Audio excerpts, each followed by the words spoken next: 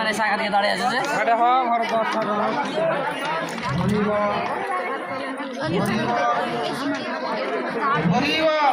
ক্যামেরাতে উঠে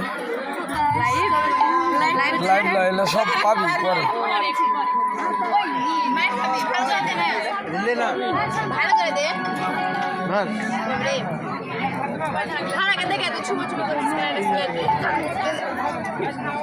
পার্টি করেছে আর